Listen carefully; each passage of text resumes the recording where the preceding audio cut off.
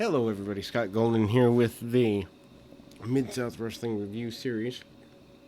I've got about 6 or 7 episodes I'd like to get up today slash this evening, and everything goes according to plan. That will happen. Unfortunately, we start in 1982. We're missing a couple episodes. First couple of weeks of 82 are missing. We start with January 16th, 1982 here. As mentioned, I will attempt to go back and find missing episodes from 77 and any that are missing on the network at the completion of what's available on the network. We open with The Monk versus Brian Blair. Brian Blair, of course, a big deal in Florida, and continues to be a big deal here. Gets some ride time early on The Monk. The Monk, a enhancement talent who is relatively peaceful, notable. Again, Brian gets a lot of ride time, headlocks, and hammerlocks and the like. Spends a lot of time on the mat, a lot of counter wrestling, and he looks to be in control of the majority of the contest. A couple of near falls, and rolling onto the shoulder, that sort of thing, from the Monk. So the Monk doesn't look like a complete putz, which I think is one thing that World Class didn't do that Mid South does, which is make their enhancement talent look good. Big back body drop though from the Monk, and the Monk manages to bounce around quite a bit, and Brian Blair comes back, hits a few hard shots, and doesn't take any real major backward steps.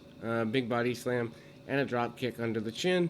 Gets what he wants out of that, at least for the moment, and hits a couple of shots to the midsection. Knee lift by Blair, and Blair manages a roll-up cradle pin maneuver.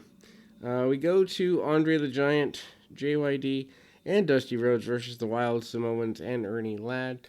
I don't think by this point that has the turn with Akbar, which takes place, I believe, in a couple of weeks here, has fully made its way out of things. I think it's good that Ladd was kind of given at least a couple of matches on the way out. I don't know where he disappeared to. I don't know my history before, let's say, 86, 87 super well. So probably somebody who knows more than I about that particular era would be able to tell us where where he went and all of that. Unfortunately, I'm not such an individual that can do that. I wish I was, but I am not. Anyway, some shots early by Rhodes. Rhodes, of course, comes in a couple of times a year for Watts. They have a relationship going back to the 70s, so that's not a big surprise. Junkyard Dog comes in, big forearms and the like, and really, Dog is probably one of the biggest stars they have. At the time, I believe he's still the Louisiana champion here. Andre comes in, hits a couple of chops and, lesser moves, but he's a giant, so of course, Andre manages to brawl around with both of the Samoans, and they go off into the corner and ask for advice from Bernie Ladd. Andre does the butt bump spot where one of the Samoans runs into his rather ample posterior, and we're off to the races as far as that goes. Tag back, and Big Ernie Ladd is in with Andre the Giant. Ladd is only a couple inches shorter than the Giant. I don't know about the official heights, but suffice to say, fans are happy when Andre sends Ladd down to the canvas pretty easily, and Andre comes up and is able to get a lot of things going in his direction. We then will go to a pause as my phone is telling me that I must answer it, but we will be back right after this. And then, of course, the match kind of breaks down into Andre's power not, being enough for the team that's working together. I like that Watts always makes competent heels, and always has, or at least what I've seen of him, he has. Some square off with Watts, and Andre comes back in. He does some basic brawling, but it never gets so out of hand that, Andre looks too overpowering. He does hit a big boot on one of the Samoans, and there's a pinning attempt. We then see, Junkyard Dog come in with one of the Samoans, and Andre hits or Ernie Ladd hits a big splash on Andre. When Andre is down, Ladd looks like $1,000,000. We do go to a six-way brawl all the way, and there looks to be a big almost power slam by Andre in the corner. He goes to the second rope, oddly enough. Big back body drop on Ernie Ladd, and Andre hits a second rope splash here in 1982, which is amazing, that 5 years later he'd be almost immobile.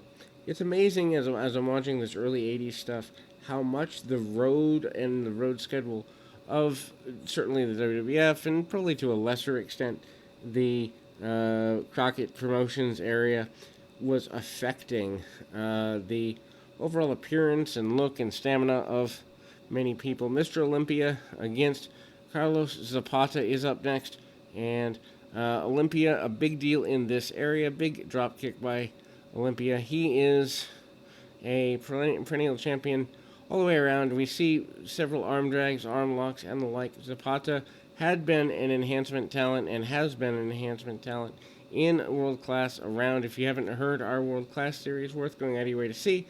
Hip toss and arm drag, and right back to the mat by Olympia. Olympia, probably one of the bigger masked stars in wrestling for a period of time. I wouldn't say he's, Mr.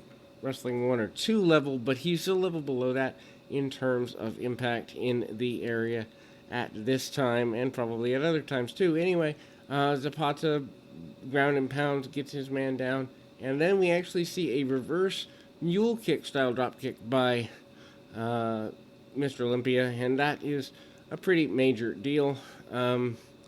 Goes back to work on the arm, and then we see Zapata take him to the buckle, him being Olympia, and, it's pretty aggressive, assertive, and all that. We see Olympia lock in a sleeper hold and eventually get the victory off of that hold. We then go to another matchup. That particular match is, I believe, we're looking, Ed Wiskowski, which ends up being Colonel De Beers against his opponent, which happens to be Tommy Wright. Wright is a guy who does primarily, I guess I'd say, upper mid-card type stuff in some territories and enhancement talent in others. Snapmare Takeover, big body slam Wiskowski, who later becomes Colonel De Beers in the AWA, and that's probably where the majority of people would know him from. Takes some cheap shots, punches, kicks, and the lot. Short knees, and pulls his opponent to the mat pretty aggressively, and we see him hit more of a brawling style on his adversary pretty consistently. Short knees as well, and obviously Wiskowski being treated well as a pretty dominant heel.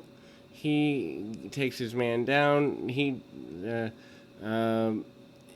Wright honestly takes the majority of punishment in the match. Very rarely, although not never, do we see Wiskowski off his feet, but Wiskowski does get a pretty decisive victory. Here we go into our next contest, which, if you notice, these matches are only 3 to 5 minutes, most of them, but they're all action. They're not gaga and wasted time. Bob Roop is up next.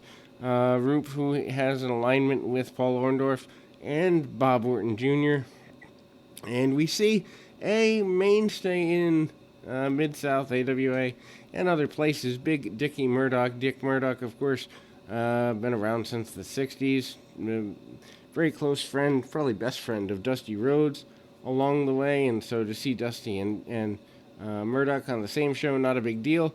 Roop and Murdoch, very similar styles, and they are hooked up and kind of brawling with each other and the such.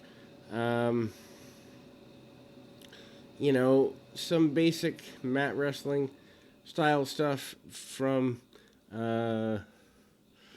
Murdoch, who is probably one of the more underrated talents of the era or any era.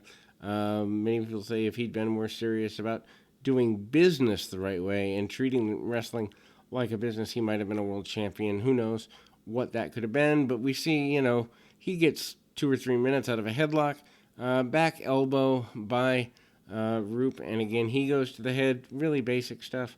Nothing major to write home about, but at the same time, match is kept on the mat, and the strikes, even though they're basic, simple, nobody gets hurt, nobody gets wounded, nobody can't wrestle the next day. The strikes are pretty lethal and aggressive. We see Roop work over the arm for quite a bit here, and he actually stands on the arm of Murdoch, tries to get an arm submission, armbar type submission, bites the hand, bites the arm, and the like. Really simplistic stuff, but I mean, they get, a good bit of time out of an armbar, and the referee is constantly active in kind of showing his, I don't know if I want to say dominance, but that's there.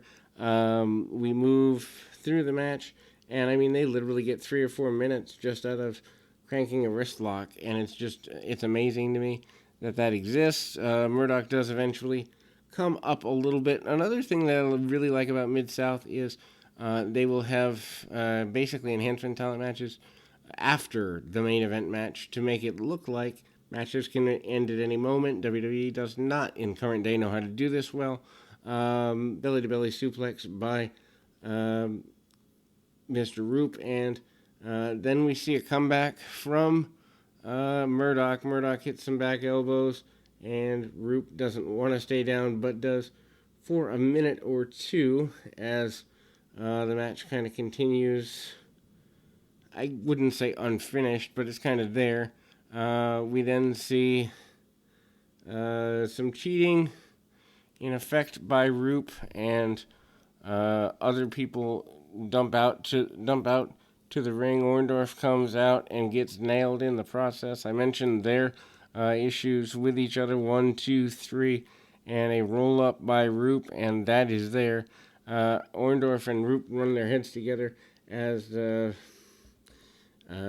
Murdoch kicks off after that, and he continues to brawl. Ernie Ladd says he basically wants to be at the top of Mid-South again in a promo post-match. He wants revenge on Andre and Dusty and everybody else of major value in the area. We then go to, as mentioned, bit of an enhancement style match. The Samoans back again, obviously at this point still managed by Ernie Ladd, Frank, Monty, and Jesse Barr, providing the opposition here. They, meaning the Samoans, who are, I believe, still the champions at this point, or I don't know if they've regained them or not. But anyway, Samoans had been champions quite a bit in the area. They punch, kick, brawl, headbutt, and the like. The Samoans are very dominant. This match is meant to highlight them. That's the whole point, and it does that very well.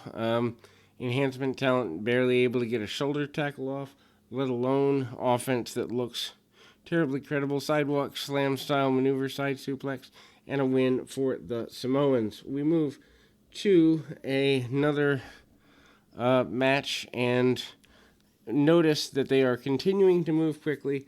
There's literally maybe 3 or 4 minutes left in the program.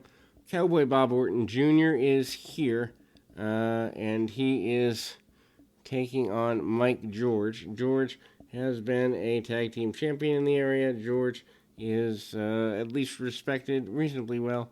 Backdrop by George early. He manages to stay with Bob Orton Jr., atomic drop and the like, and there is the run-in and attack by the Samoans. Then we see others run in, including Dusty Rhodes and, I believe, Junkyard Dog in street clothes, and that will, in fact, I believe, close the program. Dusty Rhodes with a promo basically saying he wants revenge on the Samoans before we close. But as you see, lots of action and very little gaga here in 1982. We'll be back with more right after this.